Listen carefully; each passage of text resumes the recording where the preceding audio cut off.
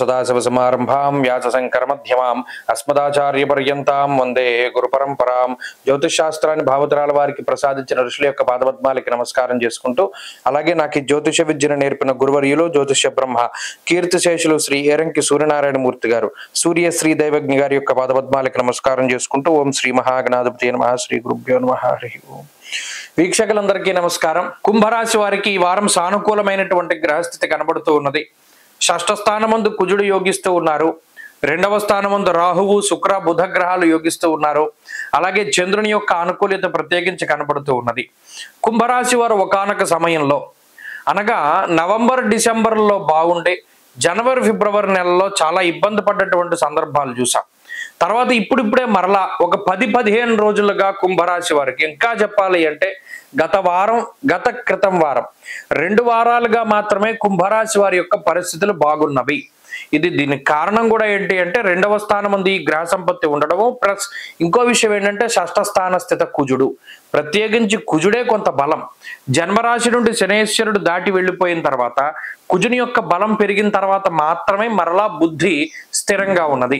లేకపోతే బుర్ర ఒక చోట ఉండదు, గడి గోచోట పరిగెడుతూ ఉండడం, స్థిరత్వం లేకపోవడం, ఇంటా బయట కూడా అందరూ తిడుతూ ఉండడం, ఏ పని చేయాలన్నా బద్ధకం రావడం, పని ఆలస్యంగా చేస్తూ ఉండడం లేదా వాయిదా వేసుకుంటూ ఉండడం ఇత్యాది అనేక రకాలైనటువంటి ఇబ్బందులు కుంభరాశి వారు గతంలో అనుభవించారు.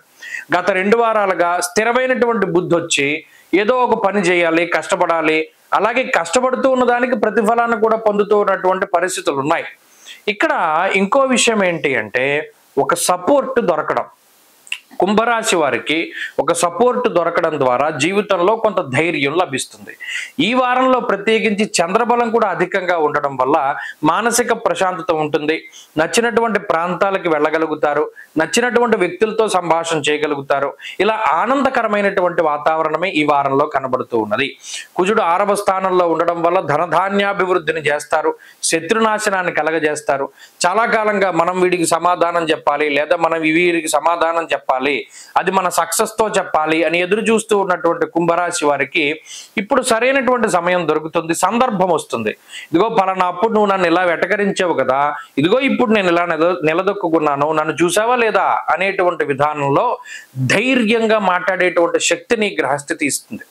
దానికి కారణం ఆ వాక్స్థానమందు ఉన్నటువంటి గాంభీర్యమైనటువంటి గ్రహాలు, అలాగే చాకచక్యంగా మాట్లాడేటువంటి స్థితిని.